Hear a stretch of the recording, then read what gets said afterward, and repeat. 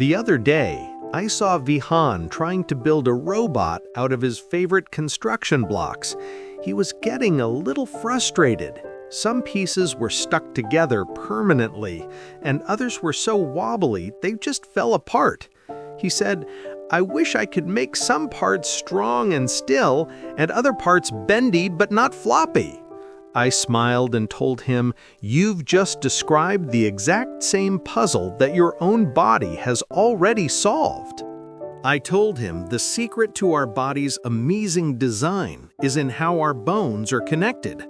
To show him, I brought out my holographic anatomy projector. In the middle of our living room, a life-sized human skeleton appeared, glowing softly.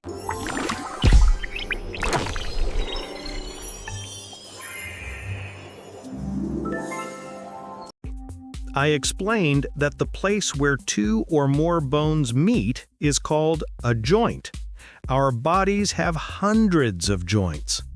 For a simple explanation, we can sort them into two main categories: the ones that can't move and the ones that can.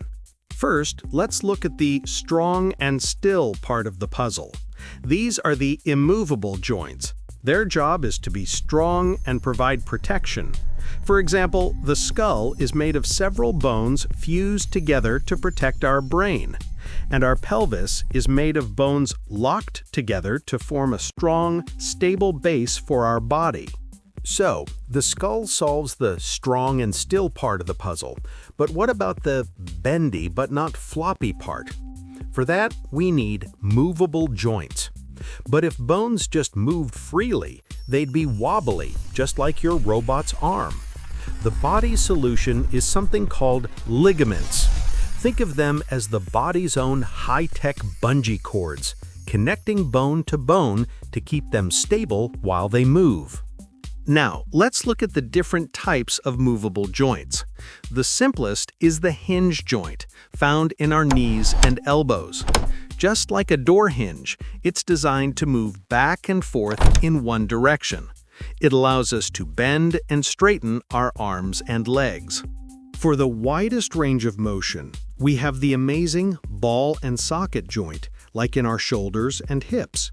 Here, the rounded end of one bone fits into a cup-like socket of another, allowing for circular movement in almost any direction. So, how can we turn our heads from side to side?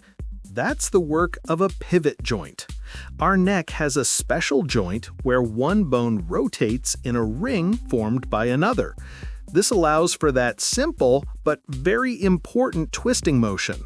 Finally, for small, precise movements, we have gliding joints, like in our wrists and ankles. These are made of small bones that glide over one another, allowing us to bend our hands and feet in many different directions.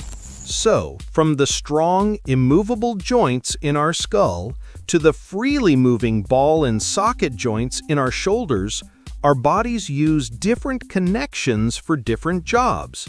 Understanding how they work makes you realize what an incredible machine you really are. And a few minutes later, Vihaan's robot had some very impressive new joints of its own.